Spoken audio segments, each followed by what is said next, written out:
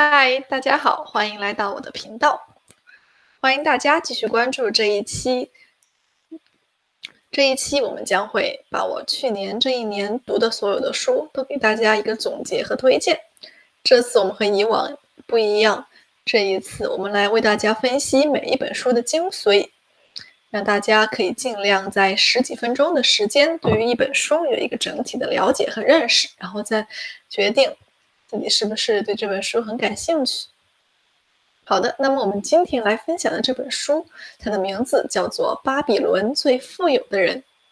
这本书也是一本让我们学会储蓄、谨慎投资，从而走向财富自由之路的书。这本书它的作者是乔治·克拉森，这其中也是乔治·克拉森著作中非常有名的一本。关于乔治·克拉森还有一本非常有名的书，它的名字叫做《穷爸爸与富爸爸》，相信大家都有所耳闻。这本书思想和《穷爸爸富爸爸》也如出一辙，满满的都是乔治·克拉森在几十年的投资中吸取的一些经验教训和成果分享。那么这本书也是以古巴比伦为背景，也是像《穷爸爸富爸爸》一样，以寓言的和故事的形式来教会大家如何去解决我们遇到的债务问题，同时也教会我们如何进行致富和如何合理的规避风险进行投资。总体上来说，也是一本显而易见、容易上手的理财佳作了。下面我们再来提及一下关于这本书的作者乔治·克拉森到底是何许人也？这位乔治，他也是一个商人、作家，同时也是美国著名的理财大师。放作现代，他也应该算是理财教育的先驱。早在1926年的时候，乔治·克拉森就出版了一系列发行量极大的理财小册子。当时这些小册子也是非常通俗易懂，于是很快呢就成为了数百万人能够耳熟能详的著作。然后这本书它主要从3个方面来为我们解释了巴比伦最富有的人。第一个方面呢是它为我们解释了储蓄是致富之路的起点。其次，他花了很大的篇幅为我们讲解了如何进行安全的投资，相信这也是广大投资者最关心的一个内容。然后在最后呢，他为我们讲解了如何给财产上保险。好，那么现在我们就开始为您解读。我们都知道呀，在巴比伦这个国家，每个人都可以成为奴隶，只要你还不起钱，你就需要把妻子、儿女，甚至是自己卖成奴隶来抵债。听起来非常可怕。这放在我们当今社会生活中，也有不少现代版的巴比伦奴隶。我们仔细想一想，是不是他们每个月都把钱给挥霍光了？如果不够花钱，那么他们就会刷信用卡，过着借钱还钱再借再还的生活，到头来却依然是一位穷人。如果你也有这种习惯，或者还没有走出这种借贷的状况，那么或许就应该来听一听这本书。今天我们要讲的这本书《巴比伦最富有的人》，它也是一本简单且有效，并且一学就会的理财之书。这本书主要以古巴比伦商人的一些寓言故事，告诉我们如何通过储蓄投资，走向财富自由之路，走向致富之路。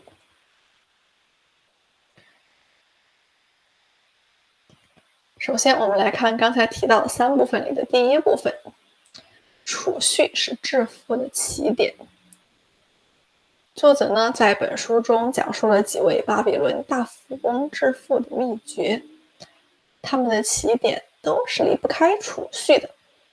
说到储蓄，很多人可能会反驳，他们会说，储蓄会降低人们的生活质量，还不如提前消费，享受生活。但当你背负了一定的债务的时候，你还有心思享受生活吗？书里讲了这么一个故事，在1934年，美国考古队发掘出5块古巴比伦泥板刻录，因为不知道上面记录了什么内容，考古队就寄给诺丁汉大学的一位考古教授。当时这位考古教授其实欠了一屁股债。他读完泥板木刻上的古巴比伦奴隶还债的事情之后，深受启发，他就想测试一下5000年前古老的智慧放在我们当今是否也能行得通。于是呢，他依照那位古巴比伦奴隶的法子，竟然还清了所有的债务。这个法子是什么呢？其实做起来非常简单。首先，我们把每个月薪水的10%储蓄起来，再把20%用来还债，剩下的70%用来生活。久而久之，便能还清所有的债务，还能存下来一笔。也许大家会感觉很奇怪，如此压榨自己的薪水，真的不会影响生活质量吗？这本书中给出了一个建议，我们可以把所有的生活开销做一个统计，看看哪些地方钱不够花，钱不该花，哪些东西不必要买，这样就可以节约下来那10%的钱了，并且这样做并不会使我们的生活质量降低。简单来说，它不是降低了生活质量，而是节约了高质量生活的成本。后来，阿卡尔德这位绅士就成为了巴比伦最有钱的人，他的故事被后人效仿与传颂。可见，只要你学会了储蓄，就已经踏上了致富之路。接下来，我们来看第2部分：如何安全投资。储蓄只是致富之路的起点，它永远达不到让你富有的状态。想要让财富快速增值，我们就要学会投资。那么怎样投资更科学、更安全呢？安全的根本就是看准机会、抓住机会和评估风险。很有意思。首先，我们就来看如何去抓住、看准机会。这时候又有一个故事。一个牧羊人的妻子生了重病，他想去城里卖掉所有的羊给妻子治病。晚上正好和一个畜牧商人同时被隔在城门之外。畜牧商人见那些羊群品质优良，就给牧羊人出了一个很低的价格。没想到牧羊人同意了，但牧畜商人怕自己吃亏，想等天亮再数数羊群的数量。结果天刚亮，有几个商人出城了，他们一眼看中了那些羊群，毫不犹豫地出了比畜牧商高3倍的价格收购。当畜牧商人睡醒后，得知羊群早被其他商人买走，后悔自己的失误，就这样白白流失了一个能发财的机会。其次，我们来看看怎样进行风险评估。这本书里的主人公阿尔克德在没有成为巴比伦首富时，他也经历过惨痛的投资失败。他存了1年的钱后，想投资一笔生意。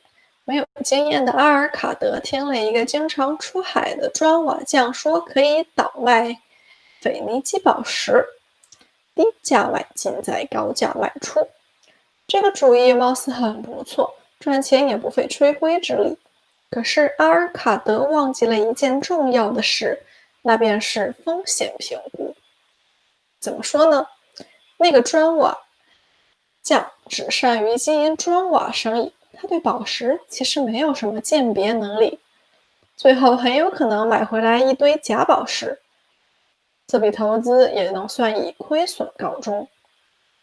俗话说得好呀，都说失败是成功之母。阿尔卡德总结失败经验，他又存了1年的钱。在投资另一笔青铜盾牌生意的时候，他也吸取教训了。这次他不忘记风险评估，他向当地懂行的工匠请教，找到了购买优质青铜的渠道，并与一位资金短缺的工匠进行合作。他把自己的钱作为周转资金，铸造质量有保障的青铜盾牌卖给皇宫。工匠生意好了，他每个月自然也能拿到一笔数目客观的分红。你看，评估风险就避免了财产受到损失吧，抓住机会就可以创造出更多的财富吧。当然，风险和机会是同时存在的，只有你学会评估与迅速做出正确的决定，才能够收获财富。最后，我们来看看第3部分，如何给财产上保险。为什么我们要给挣来的财产上保险呢？俗话说，江山易攻，不易守，财产也是一样。败落比守护更加困难。我们辛辛苦苦赚来的钱，如果不好好利用，尽早的挥霍光，到老了才发现连最基本的国家保障也没做到，那就太让人心寒了。所以，当我们投资有了钱后，还需要给自己的财产上份保险。学会理财技能才是财产安全的根本。本书中举了阿尔卡德给自己财产上保险的故事，我们也来一起看一看吧。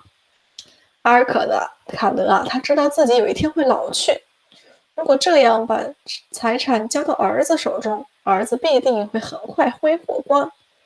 只要把财产和能赚钱的这种能力交给儿子，儿子才能保住他那些财产。于是呢，他交给儿子一袋金币，一个他总结出来的赚钱法则，并把这个法则刻在了泥板上，连同泥板也一块给了他儿子。一开始，儿子果然如他预料那样花光了所有的金币，但儿子沦为了穷人之后，才开始想起来父亲送的泥刻板，于是拿出泥刻板，默默地照着上面的方法。上面就写，先要找到一份工作，然后把每个月的薪水拿出一部分来储蓄，1年后再用来投资。